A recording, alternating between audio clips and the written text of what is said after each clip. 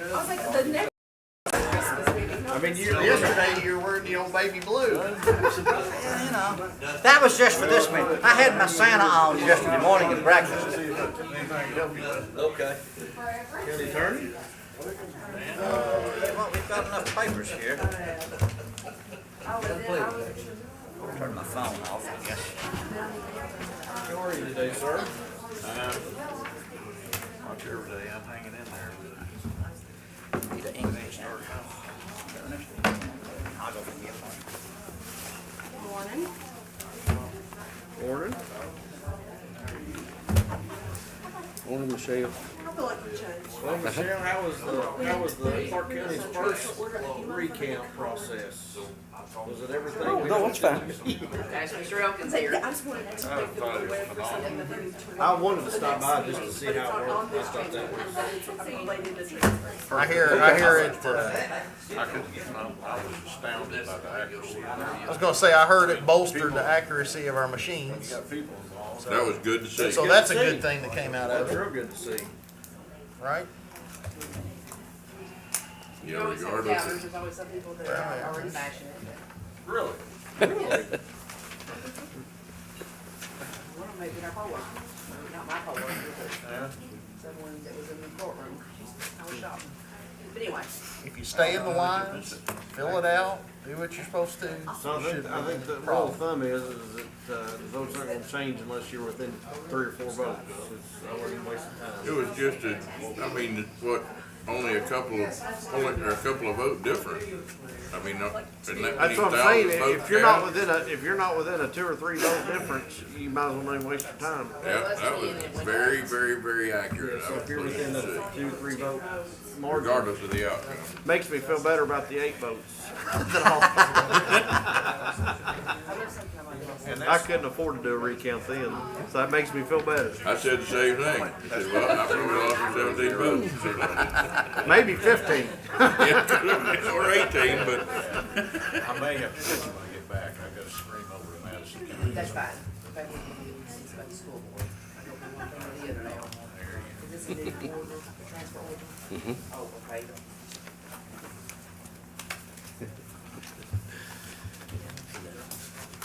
Nothing on public hearing. That is like just on the transfer. I'm not a new one. It's just the only one. Okay. Transfer order was never made into the first place.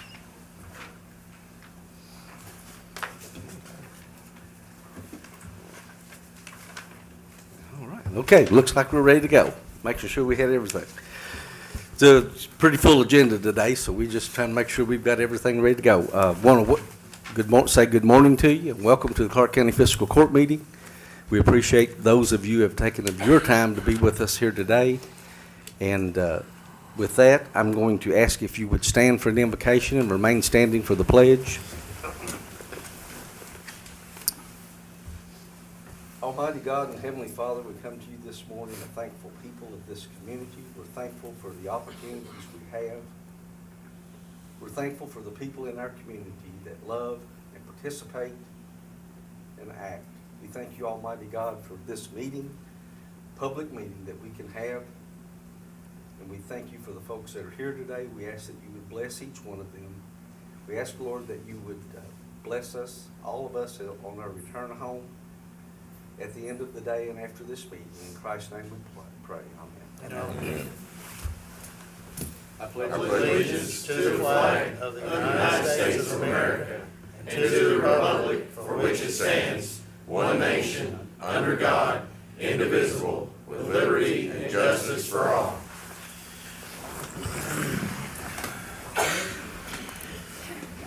Okay, at this time, we're going to call our meeting to order and ask the clerk to call the roll.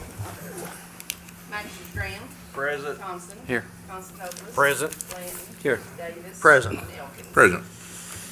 Okay, at this point on our agenda, we want to open a public hearing regarding a CAECO lease that we're pursuing with regard to replacing the HVAC at our jail facility, and then also what could be included in this lease would be the cooler at the jail, and we're looking at a vehicle as well, so for the home incarceration.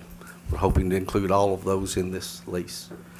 I've just got one comment. I know that we had an email questioning, being a lease, and that's just the terminology the government used. We actually are purchasing this equipment. We will own it, and I just want that clear for the public so they realize it's not Just a method of payment, is all it is. just a method of payment. It's not an actual lease. Not renting it. We're not renting it, yes.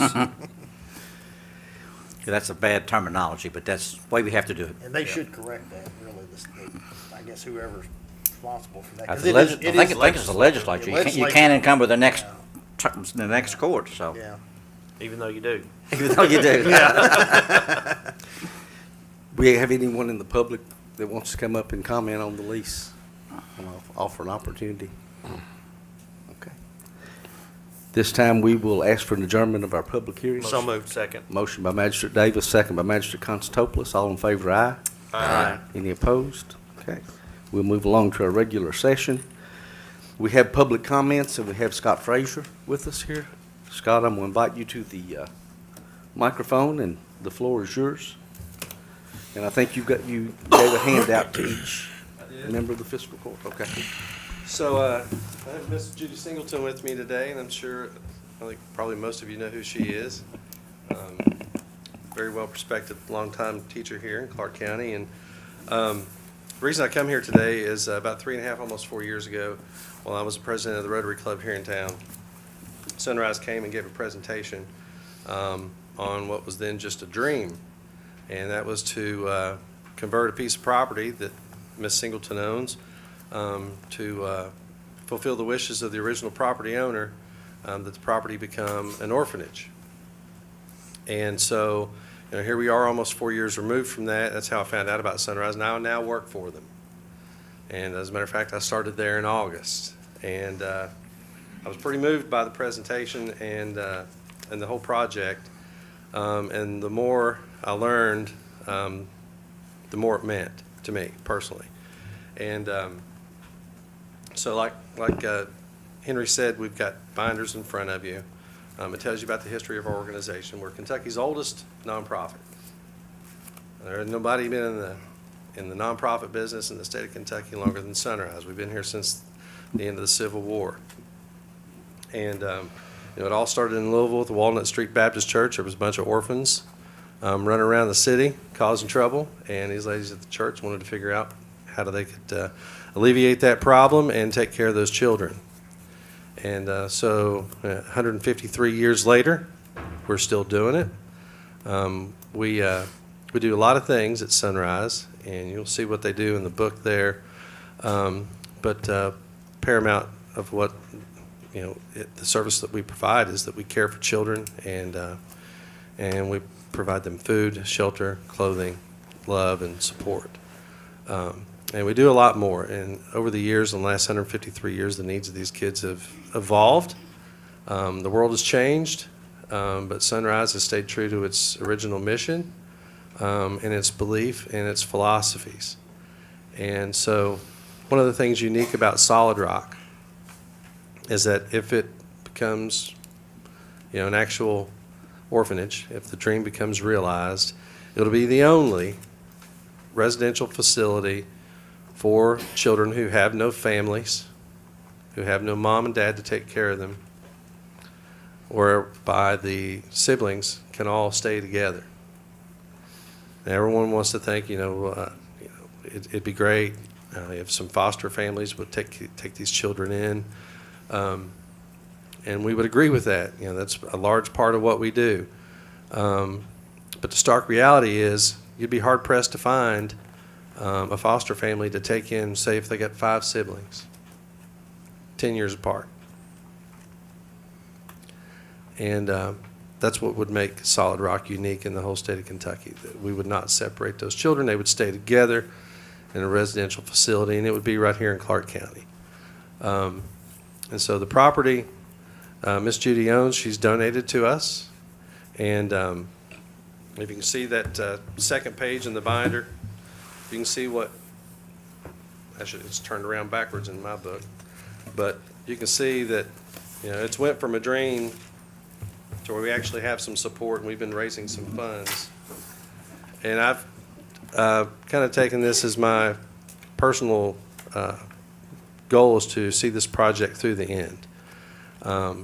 If you know anything about me, that's kind of what I do. And so, 3.5, 4 years ago, we were at zero. You can see right now we're at 330,000, and it's going to take quite a bit more to complete the project. But what we'd like the fiscal court to consider is a grant of $5,000 to help us build momentum to get this project started. And we could use that for infrastructure, the road entrance, grading and paving, getting utilities fixed up, water and electric, septic system, and those things. And, I feel it as if the fiscal court were to support it, that would give us a little boost of momentum. I could go to other funding sources here in the county and surrounding counties and say, the fiscal court got behind this. They believe it is a good thing for Clark County and the region. And it would serve the whole state, but it would be located here. And I ask for your support. And if you guys would entertain a motion, I'd be happy to entertain any questions. The floor is open, magistrates, if you all have any questions for Scott. Couple questions. Mm-hmm. Did you all apply for the grant that grant opportunity that we just had through the Community Foundation? We did not. Now, we've applied for a grant in the past with the Community Foundation, and it was denied. And that was before my tenure here at Sunrise. Okay. And then did you all participate? I see in the funding aspect, so you all currently have raised $330,000. Yeah. Is that correct? Yeah. Did you all? It says giving campaign. Did you participate in the Good Giving campaign? We Where's did. the match? We Okay. did.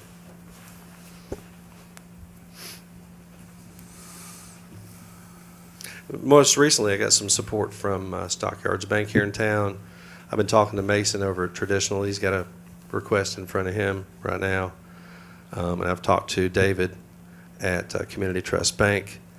I'm following up on those, but the only one that's come through in the last few weeks is was Stockyards. This 330, that's all local contributions, it stays local? The 330 that's raised so far, it is not all local. But I can tell you this, there was one six-figure gift that was given by an anonymous donor that is local.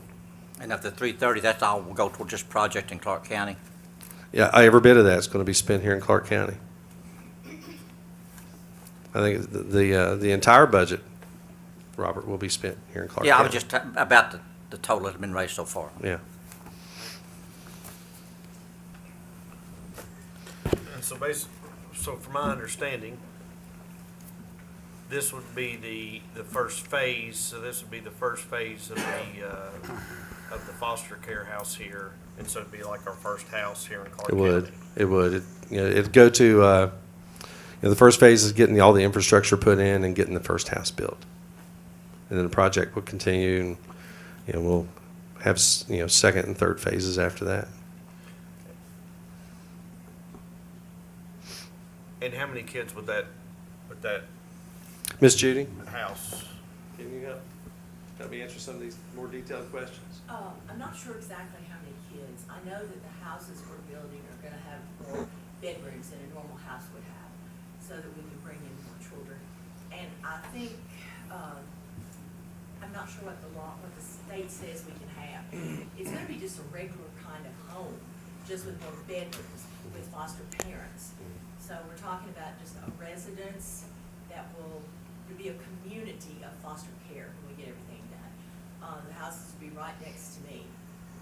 But I'm not sure on the children. I've heard up to 10 in a house, but I'm not sure about that, because I'm not sure what the state allows. In fact, I remember at the Rotary presentation, we had the blueprints and everything that day. It is 10 per house, Daniel. So you've already gotten all your state approvals and local zoning approvals and all that? That was in 17. We got all of that in 17. Yeah, I knew you'd started a while back. I didn't know if you'd gotten all that done or not. Okay. Because I asked if there was a time limit. Okay. What about, Judge, putting maybe a resolution on the next agenda, maybe a resolution of support for the project. I know we don't have anything in front of us today, but that would seem more, maybe the most appropriate. I mean, we're not appropriating any money this time, so it sounds like they're just wanting kind of a move of support for the project, right? So- I would, with the $5,000. financial qualifier attached to that. Yeah, he was wanting $5,000 was the request. Yeah, it's I'm sorry, I $5,000 I request. overlooked that, or I Yeah. didn't see it. But, the support of the court, aside from the monetary portion, would be pretty critical, It'd be nice if I could go into these meetings, I can say, everybody on the fiscal court got behind this, and I'd like for you to also.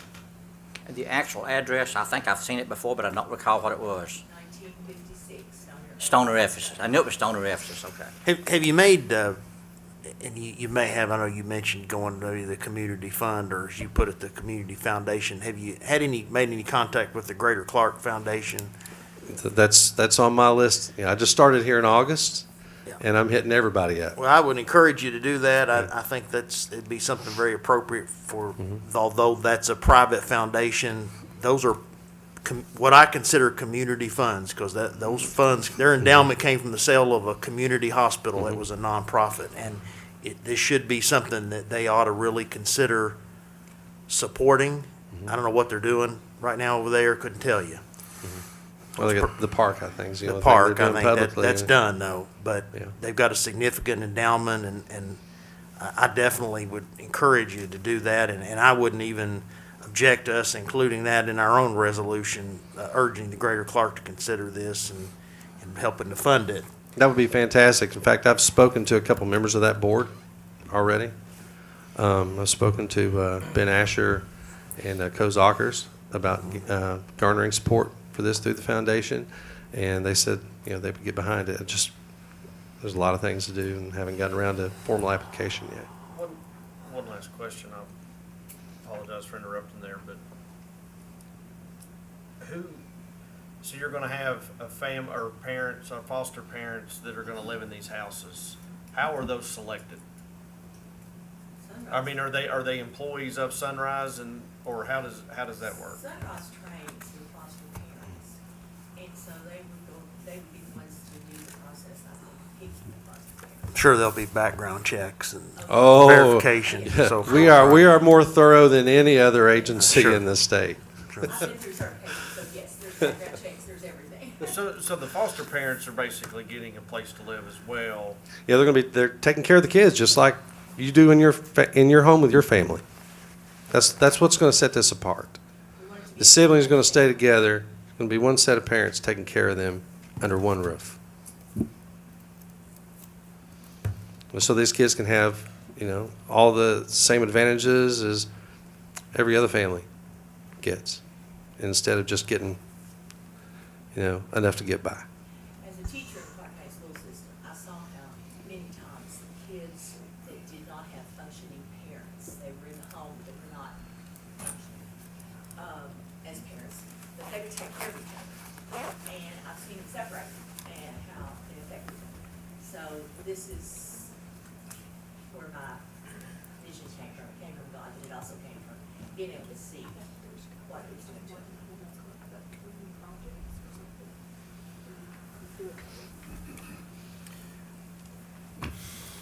Well, Judge, I'll make a motion. Okay.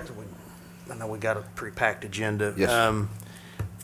I would move, Judge, that we, in support of the request of $5,000, and just speaking with our treasurer just now, she, I think, agrees with me that be taken, just for accounting purposes, we take it out of that special reserve account, which we've got a pretty sufficient balance in there, and that I think she's going to need to create a line item for it, so that'll have to be done. I don't know, maybe addressed in the next meeting, but I want like a transfer before the bill's listed the next meeting, Ma- and that way that creates the line item, and then the bill would be on the next meeting. however, in my motion, I'm going to include, if in the order to follow, that this court strongly encourages the Greater Clark Foundation to consider the request for funding that is going to be made by the will be made by the Sunrise Services, and that they consider supporting this project along with the fiscal court. Okay. You heard the motion by Magistrate second the Davis. motion. And second by Magistrate Elkins. Further discussion? Magistrate Davis, would you entertain a amendment to that motion in contingency based on the full amount of funding being raised? I mean, is that- Absolutely. So once we reach that maximum, then we're committing to pay that, but it's only until you reach your full goal. Is that to phase one? To phase one, yes. Okay. That's fine. Fair enough. I would amend the second as well. You have amended motion and second. Further discussion? Have you guys reached out to, I'm sure you have, several or many of the churches throughout the community as well? I saw that it had a, There has been some outreach, but not enough, in my opinion. And so I'll be doing more. good. Okay. Anything further? Thank you for all your all's work. Yep. Appreciate it. Great project. Thank you all. All those in favor signify by saying aye. Aye. Any opposed? Motion carries. Thank you, Scott. Thank you all. Thank you. Next, we have David Puckett, 442 Tremont Lane, who is also our 4th District Constable. Hello, sir. Thank you, Judge. I appreciate it. I'll be quick. I just wanted this morning to come as a 4th District resident and thank our Magistrate Elkins for his service. You've done a great service to the 4th District in Clark County, and I appreciate that. You do research, you do a fantastic job, and I appreciate that. And as a constable, coming in his first time, had no idea how hard it would be. And with your support and trust, you've made it much less hard. And for that, I appreciate it. And I just wanted to say that publicly. So thank you. Thank you. Thank you. It's a very nice public recognition. Thank you, David. I've got Judy on the, Judy Singleton, but I think she's okay now, so she's gone. She's happy. Okay, we have Will Mayer, 1585 Boonesboro Road. Will, you have the floor. Thank you, Judge, Magistrates. I'll keep this brief. I'm here this morning to speak to you about an event which is to take place tomorrow, which I understand you have all been invited to. It's hosted by the Center for Energy Education. It's a 7-hour community workshop to be held in Richmond. And I just wanted to be here publicly to inform you. I think most of you know, but for the rest of the public that might not know, that is an organization that was founded and is funded by GeneX Solar, which is one of the solar developers that is trying to convert several thousand acres of Clark County's prime farmland into an industrial scale solar facility. I share that to note that this is not an uninterested party, and I'm not here to say don't go to that event. What I'm here to say, though, is that we would ask for equal consideration. So if we decide to have an event, say in January, that anyone that goes to that would also consider attending our event. And I can promise you that when we have that event, it's not going to be held in Richmond. It'll be here in Clark County. I'm going to share just a couple of things you can pass around and keep. But thank you for your time and your service to our community. Okay, thank you, Will. All right. Okay, that brings us through our public comment portion. We'll move on to the business. You have minutes of the November 22nd meeting. Motion approved. Motion by Magistrate Constantopoulos, Second. second by Magistrate Davis. Any discussion? All in favor signify by saying aye. Aye. Any opposed? Motion carries. We also have a special call meeting December 5th. Motion approved. Second. Take a motion by Magistrate Blanton, second by Magistrate Constantopoulos. Any discussion? All in favor, aye. Aye. Any opposed? Motion carries. You have a transfer order that the treasurer laid at your desk this morning. Motion to approve. Motion by Magistrate Constantopoulos. Second. Second by Magistrate Blanton. Any discussion? I'm just encroaching upon you. That's all right. Any discussion? Okay, seeing none, all in favor, aye. Aye. Any opposed? Motion carries. Yes. So, concerning the transfer, I like the current one, but, we do need to keep in mind that at the last meeting, we I'll omit the cash on my transfer, like amount that was budgeted, for the jail. Between our next meeting and the next, on the time that we meet in January, we will have, 2 payrolls and a retirement and a bills list, which will exceed the total of the cash that is in the jail fund at the moment.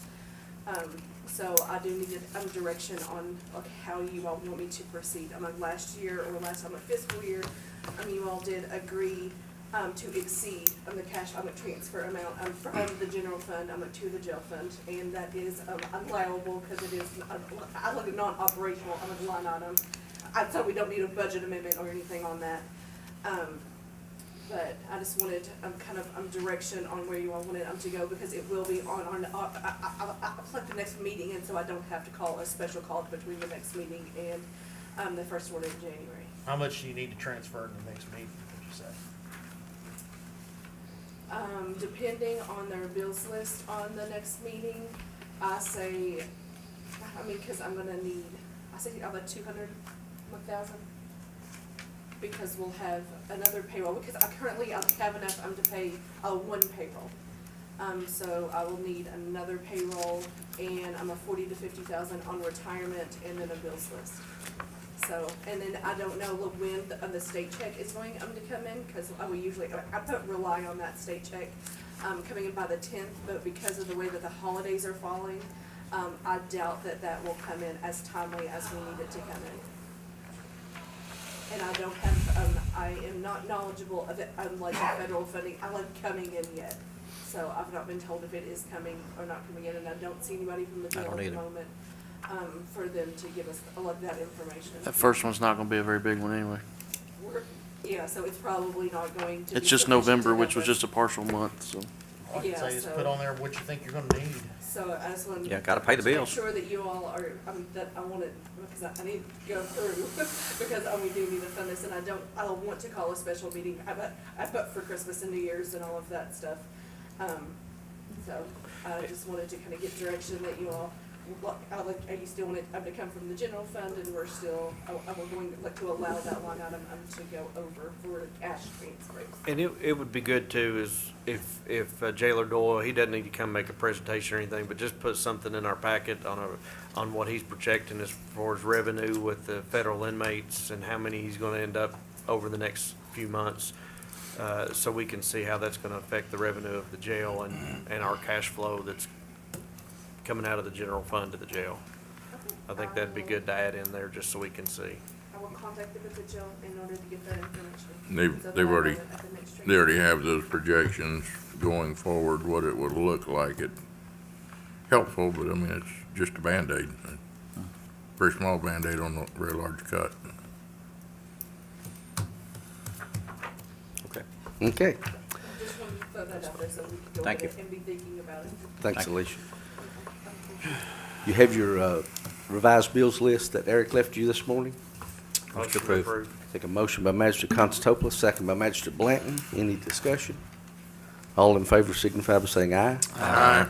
Any opposed? Motion carries. You have the treasurer's report ending November. Any questions or comments? We'll note in the minutes we received that. I did not get our Clark County Detention Center report yet, but I listed it on the agenda in anticipation. Note in the minutes, Clark County Sheriff's audit ending December 31st, 2021. Looked like a real good audit, Sheriff. Thank you. Any comments from the court? Okay. Note in the minutes, review and evaluation of Director Finance Assistant Treasurer.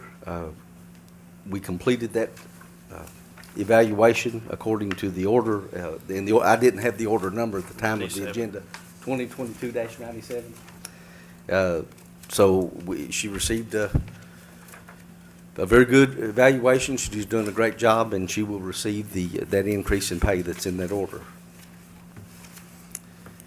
Next, we have, note in the minutes, we have an indigent burial. We have two. Our first one is Daniel Watson. Date of death was November 11th, 2022. And our second one was Lisa Ashcraft. Date of death was November 25th, 2022. And we appreciate the road department participating in those, and the coroner's office usually, you know, helps Alan if he needs anything, so we appreciate that. Okay, page 2. We have some folks with our Extreme Weather Events Warming Center with us today, and the Fiscal Court and the City Commission had collaborated to provide some funding, and I think you all have already been open this year. So Terry, we're going to turn the floor over to you and David, and thank you all very much for what you do in the community. Good morning, everybody. Yeah, you better pull. I'll get it down here where maybe somebody can hear me. Or I can just talk really loud, because I'm good at that. Grew up in a large family. You figure that out quick. So our extreme weather event shelter last year, we were able to open it January 1st, and it ran through the end of March last year. And in that time frame, I just want to tell you some numbers and the impact that this had. One individual that came in through that, you know, we came into contact through that program, went to rehab. 3 others moved into Wayne-Scott Hall. 2 went to the Beacon. 1 was served by the Homeless Coalition Street Outreach Program, and 3 others were housed by Community Services. Wow. That's a lot of impact in a really short period of time. And so that was really, really important. This year we started planning really early for this project, and so it started November 1st, and David Girdler is the coordinator for it. That's the word. We're going to call you the coordinator. You've been assigned This a is job. unofficial, and it's all just like this volunteer collection of people doing this. David has been responsible and taken on volunteer opportunity to coordinate all the volunteers that spend the night there. It is open when it's 20 degrees or colder, and so it is very, very life-saving. This is critical for people that don't have a fixed place to stay, or might be living in abandoned buildings or under bridges or whatever. And I know you are aware that this is a very real thing in our community. And even with the Homeless Coalition Street Outreach Program and the work that we do, there's not shelter beds for everybody, not anywhere. And homelessness is on the rise. It's gotten really bad lately. It's worse than we've ever seen. And people that have been in the business for many, many, many years will tell you it's worse than they've ever seen. And unfortunately, I don't think it's going to get better anytime soon. So this is a vital project, and we are not here to ask you for more money, by the way. The funding that was provided last year has more than, you know, it will fund us all of this year and possibly even next year. We were very generous in our request simply because we didn't know if anybody was going to fund anything. And so we have been very judicious in the use of those funds, and they will continue to fund this project in the future. So I want to thank you for that. But I'm going to let David talk about this year and how many nights the project's been open and those it's served. And I just want to, you know, well, I'll let David talk. Thank you, Terry. We decided to open early this year. We had a cold snap before Thanksgiving, and we've been open a total of 5 nights this year. We had 3 visitors overnight that was very welcome to get in out of the cold. Then we warmed up a bit. Now over the next 3 weeks we are challenged. And looking at the weather forecast, we've got temperatures forecasting actual temperatures as low as 12 and 13 degrees. With wind chills over the next 3 weeks, we'll be below 20 degrees just about every night, even down to 10 degrees, 15 degrees in that range. It's going to be cold, and it's Christmas Eve, Christmas, New Year, so we've got a challenge in front of us. I'm impressed that we've been able to add a few people to our volunteer list, but we don't have enough. So we'd like to get more volunteers. I'll put out that call. If anybody wants to come serve, give me your contact information. We'll be happy to chat, and I'll look forward to sitting with you overnight sometime. Thank you very much for your support. And Terry and David, I just want to say Mark's with you. Mark's a member of y'all's group as well. Thanks to Mark. I have some work to do this week. Mark's been wonderful and opening Central Baptist Church for this project and allowing the use of that facility, and, you know, wonderful, wonderful partners in this. And so, you know, I'm lucky sometimes I get to sit in and drop in on those meetings that we have and where you all are discussing this and some of the practical things you all talk about, like, how they're gonna provide, a warm meal and, getting folks up and, at whatever time they need. And, just some of the things that I didn't think about. And, and then the folks, your volunteers, some of the challenges they have with family and things of that nature, rearranging schedules and. We wake them gently and we have 12 hours to talk, so. Yes. Well, thank you all very much for what you do. Well, and I just want to say, I recognize y'all are very busy, but if you can help spread the word about the need for volunteers, David's the contact person for that. Everybody's got my email. I will get whomever connected. And it's an easy little thing. It works through a phone app. You don't have to say, I'll be there every Thursday night. You can pick and choose when it's convenient for you, when the need appears, what works for you. So it's very, very flexible. And so we just want to get the word out about that volunteer opportunity and how important it is, because this has truly, truly been life-saving and will continue to be. And we want to thank y'all for, support of this project, and wish everybody a wonderful Christmas. Thank you. Thank you very much. Did you change items on the switch? Yes, sir. Thank you for your patience. Thank you.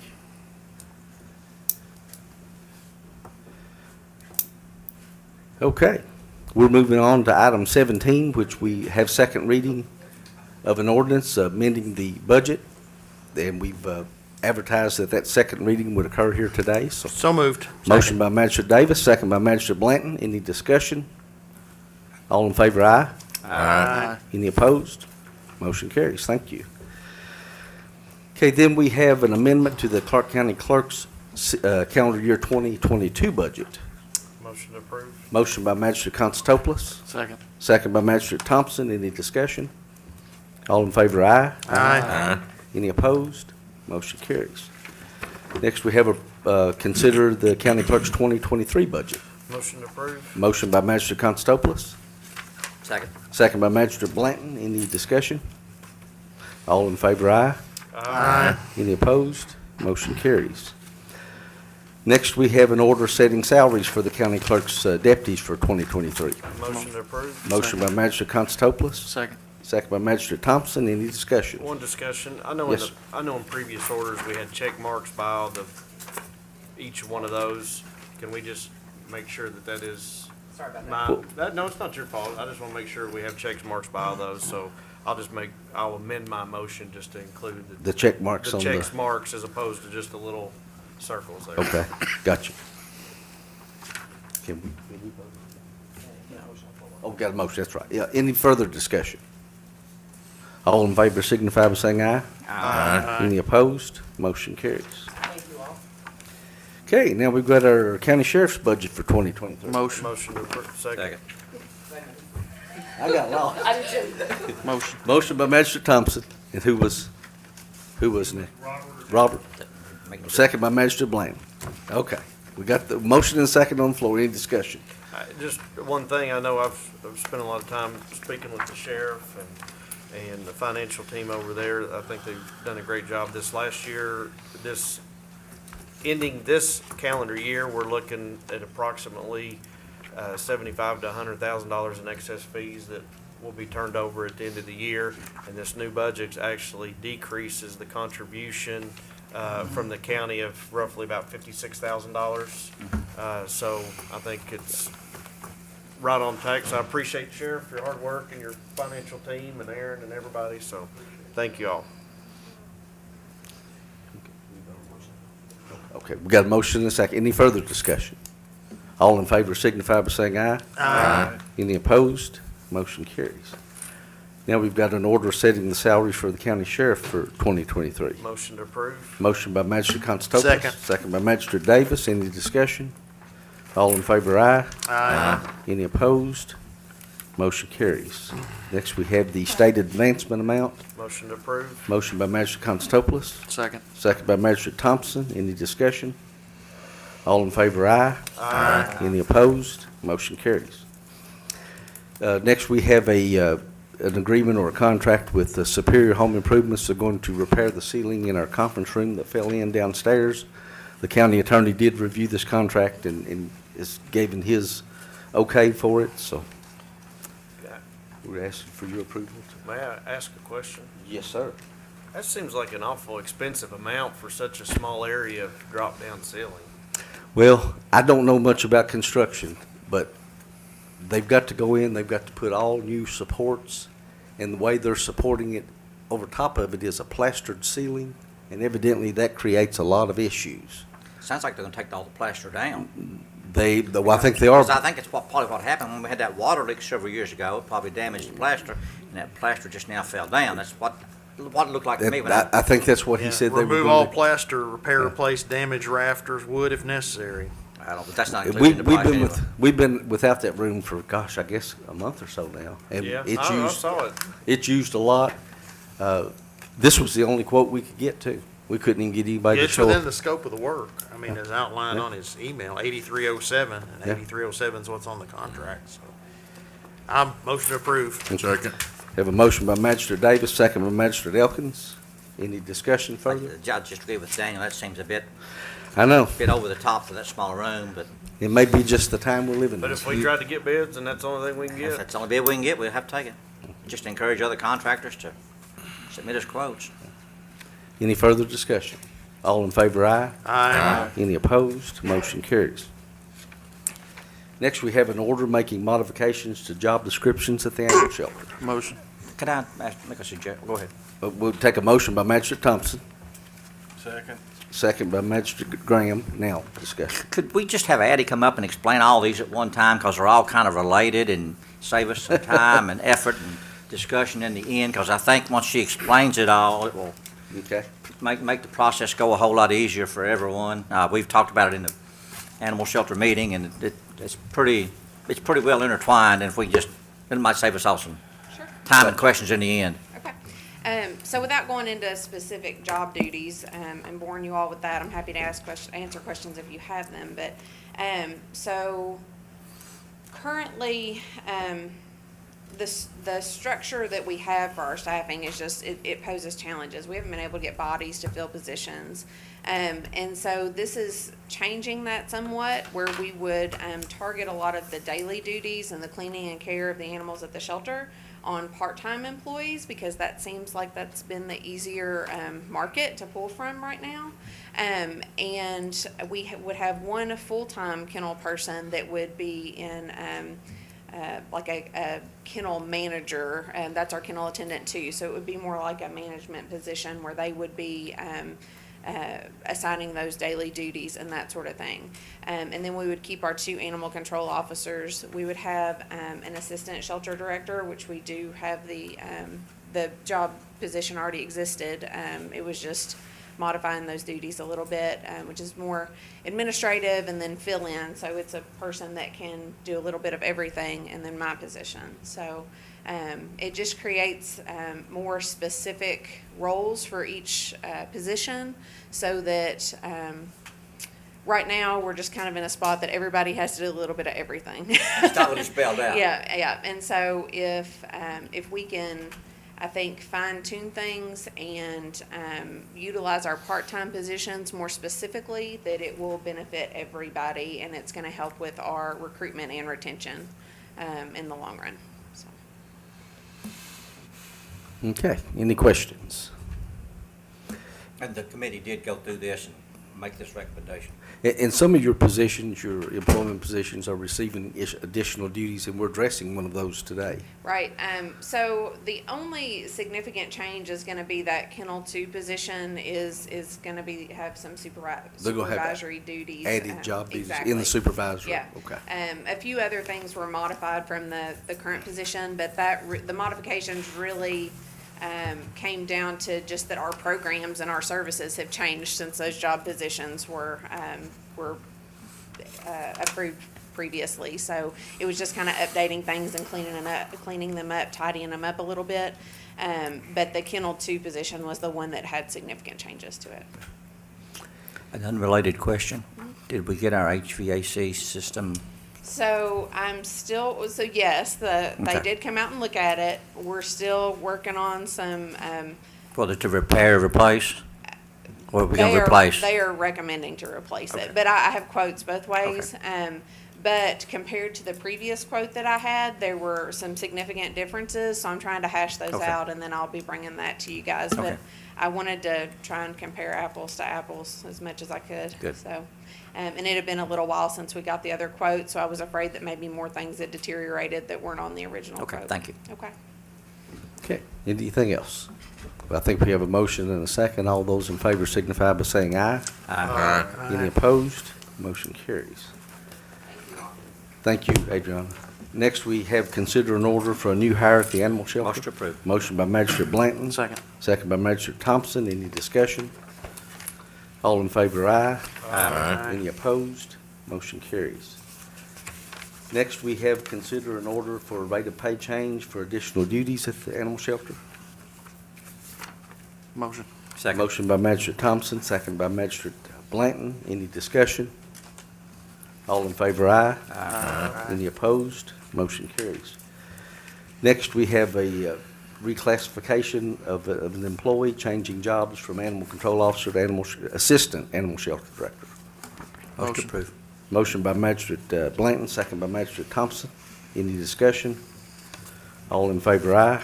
Aye. Any opposed? Motion carries. Next, we have consider an order reappointing Larry Disney to the Industrial Authority. Motion approved. Motion by Magistrate Blanton, Second. second by Magistrate Elkins. Any discussion? I've got one piece of discussion, and it's more of just a statement in regards to this. I support going ahead and reappointing this, and I know we're getting ready to change courts and city commissions, but one thing that we really need to look at moving forward is maybe restructuring of this board. In my opinion, I think there's a lot of decisions that are being made that affect the financial aspects of the county, and I think elected officials need to be making those decisions, not appointments. So I think it's something, we have a joint ordinance between, that formed that between the city and the county, and so with the new court coming on, I think that we need to have those discussions, and that's something that I'll be discussing with the new court, so just wanted to make that statement. Anything else? All those in favor, aye. Aye. Any opposed? Motion carries. Next, we have an order, consider an order reappointing Sheila McCord to the Heritage Commission. So moved. Motion by Magistrate Elkins, Second. second by Magistrate Thompson. Any discussion? All in favor signify by saying aye. Aye. Any opposed? Motion carries. Next, we have consider an order changing status of firefighter from part-time to full-time. So Motion moved. approved. Second. Who we got? Elkins. Motion by Elkins, second by Constantopoulos. Any discussion? All in favor, aye. Aye. Any opposed? Motion carries. Next, we have consider, review, and approval of changing pay periods for county employees. We had this discussion at the last meeting. Janet is here. We wanted some time to, I think, gather some more information. So Janet, if you want to come up and share, if you have anything. Well, we'll combine the two, the 32 and 33. Okay. If that's okay, because I think that was the gist of the conversation, once we change pay periods, that this first payroll is going to be a shorter pay period. It's not a shorter, it's just a different pay period. So my recommendation still, and what I'm working with ADP, our pay period will begin on Sunday at 12 o'clock and end on the second Saturday at 11:59. That first pay period will be eight days approximately, so you've got 10, 14, it just depends on the schedule. So we're looking at how do we alleviate some of the distress for some employees with a shorter. And the only things I can come up with that I feel like is fair across the board is if we're not, if we feel like we need to do something, is to allow the employee, if they choose, to utilize some of their vacation or sick time to alleviate some of that burden to get them through. This is certainly something we all can decide what's the best. But to pay people for things, my concern is you're paying people things that they didn't work. It just opens up a lot of issues. And I know employees are not going to be happy. I get it. If I were Ireland, my position would be different. I would be troubled by it too. But this is just an administrative, executive decision that we need to make. I'll bear the heat for it. and if somebody needs to be blamed, I'll do it. But I think in fairness to everyone, we need to also, consider the big picture of it.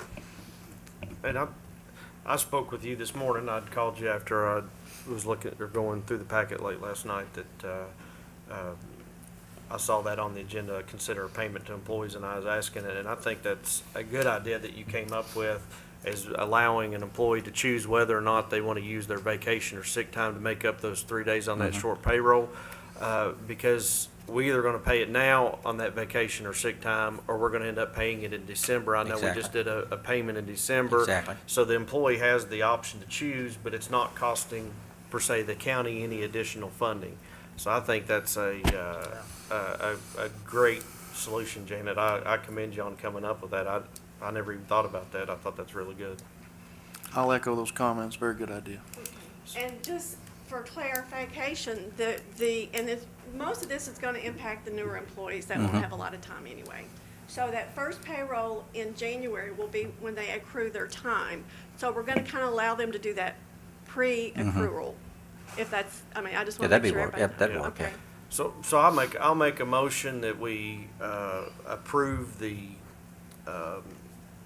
changing of the payroll periods and allow a one-time payout of either vacation or sick time to compensate for those 3 days. Up to the time that they will be missed on their pay period. Yes, up to the I'll time that they're second that. missing that pay period. Okay.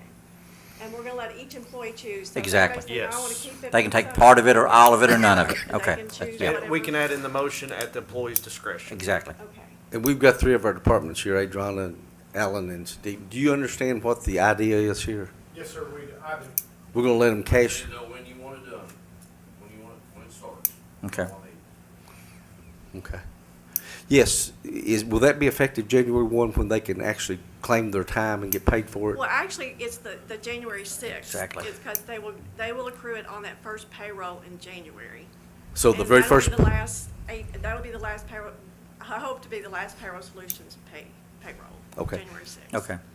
so when would they need to notify us that they want to be paid if an employee? I will send out something today and get with each supervisor and say, talk with your people, let me know, and and they just can add it to their time like we've always done in the Exactly. past, because we're still on the same system. Good solution. Good solution. Y'all understand? Yes, sir. Okay. Is there, among the department heads, do you see an issue with that? I've already discussed it with our department. They Per were employee making discretion. preparations for whichever way we move, so they understood. We also get the fire department's different than other departments because we get straight time for holiday pay because we're always working. So that was gonna offset some of that shortcomings of that payroll, so But now you don't. now we don't have to if it's not. But regardless, it's employee discretion. So if the Correct. employee wants to use it, that's fine. If they don't, Correct. they don't have If to. they do, they do. If they don't, they don't. Let's do it. Good idea, Janet. All right, thank Yeah, you. great job. So that takes care of 32 and 33. I think we've got a motion by Exactly. Constable, second by Blanton. Any other discussion? All in favor, aye? Aye. Any opposed? Motion carries. And Janet, stay right there and we'll talk about 34. We'll have to make changes to the administrative code. Well, specifically to the pay period, that's one that we'll have to make today. But I also wanted to open up the door, and I know we're getting a new court and a new judge, and this will be decided along the way, but I need to kind of bring out some things that we have found as issues as far as now that the health insurance has come back internally. So I just kind of want to briefly go through some of it. We don't have to make a decision day on some of it, but for the magistrates that are returning, they can kind of help explain some of what we're facing. So on this first page, this is from our plan documents, and this is from our insurance. So the issue is that we have 4 separate administrative codes, but we have only one plan document that covers all the county employees. So I don't know if we need to look at next year just to develop an insurance committee. I think every constitutional officer has a right to lead his or her department how they see, how they need to. But we also have things that guidelines that we have to stay in, or otherwise we're in jeopardy of losing our insurance, them not covering us. So, this is a kind of a sticky situation.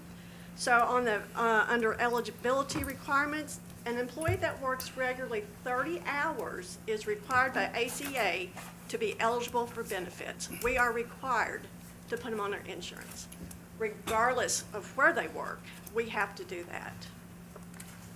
And for some reason, and if they have to be off, we need to know that. There needs to be a system in place that either that employee's on sick leave, somehow it has to be in their code to define what their sick leave is, and it needs to be in writing, because I've got a request out there right now from UMR for an employee who has been off for months, and I have no documentation, and they've hit their stop loss. Every employee has the potential of make with $100,000 claim. So this can be very impactful if we don't monitor it and try to contain it up front. Does that make sense? So I don't know if insurance committee is the way to go, if we just need to talk to the constitutional officers, and just kind of all get on the same page and let them control it within their departments, but understand the ramifications if we don't. I'm open to anything. I just know that I don't want to jeopardize what we're trying to do for the county. Janet, in regards to administrative code, so really we need to add some language to the administration code to address these issues. Right. Or concerns, I should say, not issues. Right. My recommendation is, I mean, you're the HR director guru that's in tune with this. I think you take the admin code and present an amendment to that for the body to consider, because it's going to be a new court, is consider it the first of the year to make those changes to how you feel best to oversee that and manage that. So how do we get the constitutional officers involved? Do I we think have there's to- got to be like a reconciliation is what Janet's saying. Yeah, I can't tell. For example- I can't tell Burl how to lead his, we need some cooperation from each, because we have 4 different codes. There has to be some consistency to match what's in the plan documents. We just need them to add something to their manuals that matches up with the plan document, because we've only got one plan document for the whole county. But it needs to be included in the other departments. And you all includes some kind of note in there of compliance. That's what we're looking for. And I don't think it's gonna be a big deal. No. Just getting them. Well, there has- maybe in and addition, sharing with you to what go we on do. with what Daniel said, in addition to preparing something for our own administrative code, you circulate this identical language to sheriff, jailer, all the county attorney, all the constitutional offices, coroner, and then hopefully everybody will adopt that and we'll be on the same page, and then maybe even have it on the agenda for that first meeting in January. Now, if I'm not mistaken, do they not all fall under our administrative code? I know they may have their own policy and procedures manual. They do, but it kind of fingers out. And for example, there's leave.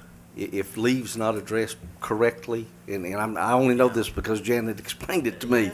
If leave's not addressed correctly, we could be in non-compliance of a federal So my issue. recommendation would be have the constitutional officers report directly to you, since you know what's going on and what numbers they need to hit, and be in compliance that way. I would somehow try to work that in there. I'd like to have their involvement to say this works for me. What I have to have right now is a policy and an approval, which I don't have either. And I just think it's because of the way we've changed our insurance. When we were under a premium system, it was a little different, but now that we're self-funded, there's no malice, there's no issue here. It's just a difference of how we operate. So this can be very detrimental to the county if we operate under the way that we're doing it. Because they could come back and say, we're not covering it. And you have an employee that's been off 4 months, you have no policy, and he or she's hit $200,000 in claims, we get it may be a problem. So where would they report that to? You? I would just want them to develop their system. They need to let me know. Okay. Especially if they're under our pay system. Now, like we got the sheriff and the county clerk, they're not under our pay code or our payroll. Right. So I just need to let me know that this person is on leave. This Just is the report it to you. documentation that supports it. So if they come back, because I have to put them in the system as Exactly. inactive or on leave or whatever the case may be. And you don't know that now? I do not know that. Well, and their manuals need to Exactly. support that, They because do. they will ask Ask for for the written, copies. what's the written statement that That's supports right. this? Exactly. Well, that goes back to again, circulating Sure. circulating some uniform language for all their codes. And then maybe before our next meeting, maybe if you and Henry. You could send them proposed language, and Yeah. if the I can four of them do get it that. back to you, if they all have a change, and you can incorporate that, and then just bring that Yeah, I'll amendment? be happy to share it with them and then get some, Yeah, get some feedback feed- from them. I'm not gonna tell them how, I'm not gonna Exactly. dictate how they run their department, but I want them to understand the challenges that I'm facing when we don't have what we need. Exactly. And I think there needs to be some type, we're in the requirement in reporting to them, but, there ought to be something that, subject to liability, not, I don't want to say subject to liability, but there needs to be some type of, I don't know the word to really use, accountability that they need to report that to you, because if it's not being reported accurately, then it can be detrimental to the whole county. That's right. And so we need to really specify that in that. When somebody's on sick leave, they need their insurance. I get that, but we have to have a process. We have to have, some documentation that supports it. Otherwise, you're paying people, and they're getting insurance and they haven't followed. You don't know what's happening. So that's what UMR is looking for, that we have a policy, that we stick to it and it's consistent. And maybe if you can bring us the language. I will do that. For And the then next meeting. And I will so we share it look with at all the constitutional Okay. officers, That'd and be then fine. they can say, hey, that doesn't work for me, or whatever. I'm happy to work with everyone. All right. So on the next page, on page 14, under section 510, that's where I'd like to change the full-time employee hours to 30, to be consistent with this, because what I think is happening is the way it's in the current administrative code is that if we work them under this, we don't have to give them insurance. It doesn't matter their classification. If they're worked regularly 30 hours a week, we are required by the ACA to offer insurance. So I'd like to just make our full-time employees 30, anything under 30 would be part-time, just to be consistent. But the question is, we have to offer it, but do we have to, or we offer it to them, but do we have to pay for it? Yes, we do. If they work, that's because their plan documents are very clear. Anyone, they're eligible for insurance, we have to offer it to them, and they will fall under our policy, because we are our large employer. We do. But the cutoff on the ACA is 30 hours. 30 hours. A week. And it's irregular. Just because they hit 30 hours one week doesn't mean we automatically offer it. Agreed. But if, 2 weeks out of the month, they're consistently working those hours, then they're gonna say that's a regular 30 hour. But our part-time, we've specified as 25 hours, if I would say remember anything under correctly. 30 would be, that's just my thinking, to keep us consistent. And then every supervisor knows. We know that they work 100 hours or more, we have to pay retirement. So that keeps us out of that, but if they have 30 hours or more, we have to offer them insurance. That's definitely your call. Any opinion? No. Okay. Well, moving on, on page 17, under section 525, under number 1, C1, it is your recommendation that every employee, what we call non-exempt, or call exempt and non-exempt, clock in and out. This was from the previous code that we have, and so that's what we want to do. Everyone needs to clock in and out, regardless of whether you're on a salary or not.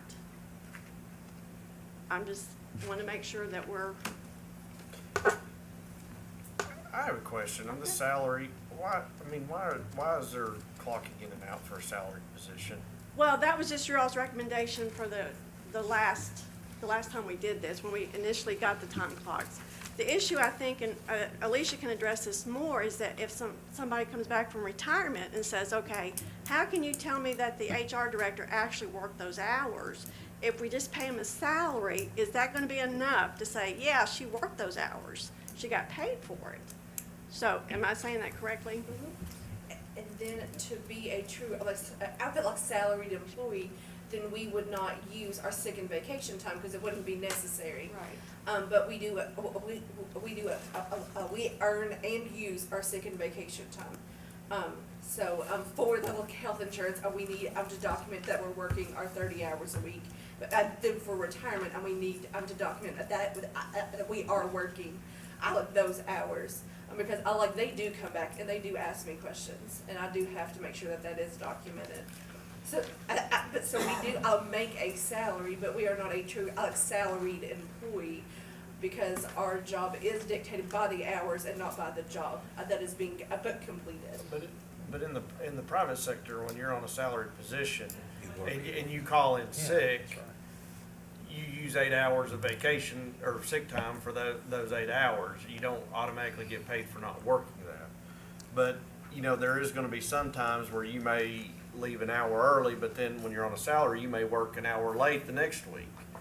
So, I don't understand the whole punching in to track every little hour on how that's gonna work, because are you gonna say, well, I'm calling in sick, well, I'm only gonna use 3 hours for that day? Well, no, they should use 8 hours. So you're really an hourly employee. You're really an hour employee at that Exactly. point. My concern is, I'm just asking if, I just want to be consistent. So you say, I'm a salary employee, I don't have to clock in, because the issue will become if you got some clocking in and some not clocking in, then that creates a bigger issue. I just want us to be all on the same page. How you decide it, it's kind of, really it's up to you, but we have some misunderstanding about how it needs to be done. But you're not gonna get paid overtime if you attend a night meeting. You may That's take right. that time off at another time. Right. But you're not gonna, so really, I agree with Daniel, really, But it has to be in the same pay period, or you're considering a comp time that is not allowable per our administrative code. So it has to be in that same pay period. So, for me specifically, and I'll just go by myself, I'm expected to work a 70-hour, pay period, but between the 2 weeks that are part of our pay period. So the way that I get my 70 hours in, is different. There are times that I have to stay late, or I do a night meeting, or whatever that is, but I get my 70 hours in. That does not mean that I get the 7 hours out per day, but I do get my 70 hours in. But if I work 75 hours in this pay period, then I cannot, I bring that 5 hours, to my next pay period, because that is comp time.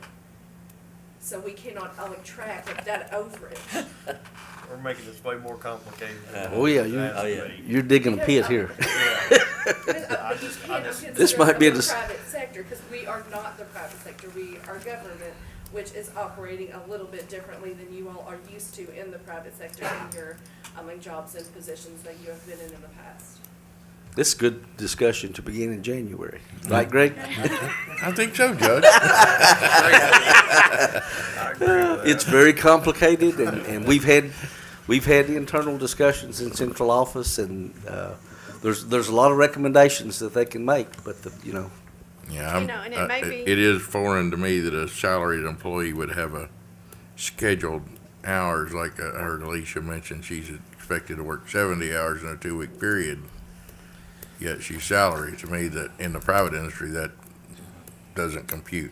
You work salary, you work whenever you need to be working. To get the job done. That's exactly right, you get the job done. And if it takes you 80 hours that week, you work 80 hours that week. If it takes you 30 hours that But week. the other thing in the private industry that we don't have is salaried employees don't accrue comp time and sick time and all of those other things. You just get paid when you're not at work, but you're expected to get your job done. But I think here, salaried employees accrue comp time and sick time and those other times, so. Not comp time. not anymore. Yeah, that's right, we did change that. We eliminated that. But they still do accrue sick time, right? Yes. So, yeah. So Same thing, I mean. Can we make an additional recommendation in the admin code that the salaried employees, they are not required to clock in and out, and they have to say if they are off for more than 4 hours, they have to use their vacation or sick time? I've seen it done that way. I don't know. All I'm asking for is that it's across the board. I guess my only question would be, what's not working? Why is it not working now? Well, because some employees, what they call salary, truly, from a public sector, only really the ones that are exempt are elected officials. They don't have to prove when they work. What I'm hearing from Alicia and the auditors, whether you want to go by that, is that you have to prove that you worked. Timesheet would be required. We're not exempt, but from doing a timesheet. So if we don't, clock in and clock out, we still have to document our time. That is a Kentucky state law that we have to document our time. Like you can't pay me for not working. So clocking in and clocking out works then? Yeah, or you can't. Here's my suggestion. I think that, Janet, you make the recommendations to the new court, because we're gonna have rehash this Okay, all okay, again. Okay. Us rehashing this now, we're gonna have 4 new people And on the the reason, court. We're and the gonna have to do reason it for the again. recommendation, Okay, And the reason for it. and that, like what you just said. okay, well, Can I bring up that she's gonna need the, I mean, like, if we start our pay period on January on the 1st, then we can clock in starting on January the 3rd. well, our current Just code do what will we're doing apply. now. We can't make any changes now because it requires 2 readings. We got 1 meeting left. Yeah, that's Our right. current code says you clock in and out. So that first pay period, That- regardless, we'll they clock in. need We'll to. do clock that in. for now. Okay. Exactly. And we'll For that take it up first- in okay, January. We still go under Exactly. this, okay. Okay. So I guess the last thing, I won't go by the other thing, on page 26, we are gonna make those changes immediately regarding our pay week. Yeah, yeah, Sunday exactly. through Saturday. Exactly. Okay? And that's And all then I that got. does need to be amended. That does need to be. And one piece of recommendation, because it's an admin change and we got a new judge in, he will need to present that and make the recommendation at the first meeting, because the fiscal court cannot make changes except in June, is when we can bring Exactly. it up. So I would get on him immediately, or have those proposes, and he needs to present it, because if he doesn't present it, We can't do it. we can't do it. Okay. Okay, I will do my best. All right, guys. Thank you all very much. Thank you, Janet. Good luck. Okay, item 35, we list on the agenda, discussion and possible action of the Child Support Office lease. And William sent that to us. He And did. He gave an explanation and recommended that we renew this lease. Motion to approve. Motion to approve by Magistrate Constantopoulos. Second. Second by Magistrate Davis. Any discussion? What's the current lease amount? It's the same, I think, it's 16. No, no, it went up. No, it went up a little bit. Oh, I think it's $1,675. I think the current No, one's 13. it wasn't that much. 13. 13. Yeah, 13. $1,675. Yeah, yeah, 13. Okay. That sounds right. 13 sounds right. And we'll still qualify for the 30, with the reimbursement from the capital. What did you say that the current one is? They said 13 something. Per month? Uh-huh. We only pay a portion of that then. We only pay- I was scared. Well, Yeah, we only pay a We pay portion. 11. Yeah, we only pay a portion, we get reimbursed, yeah. That's what we pay. Yeah, we only, yeah, we don't pay, yeah. There's a percentage we get reimbursed from. Yeah, it comes back to us in the end. That's right. I think that's right, isn't Yeah, it? it is, yeah, Because a portion of it's reimbursed. from the pack. Yeah. But we pay the full amount and then get back, so it must be 1,100. Yep, must not be reimbursed, or we would pay it and then get paid But look, we back. get the reimbursement a la later, the county attorney, I Like six turns months, like that 6 months at in. a time or something. Right, the Yeah. county attorney, turns all of that in on our behalf and then Yeah. gets But the that. total increase is from, 1,100 to 500, but this includes the utility, I think the utilities and everything in it. yeah, there's something else that's included, I'm not sure, but that's included in the current lease. And this locks it for 4 years. Okay, any other discussion? All in favor, aye? Aye. Any opposed? Motion carries. Do need a motion to adjourn to closed session for a personnel matter? So moved. Second? Motion by Magistrate Davis, second by Magistrate Constantopoulos. All in favor, aye? Aye. Thank you. We will adjourn to closed session. We will return to open session.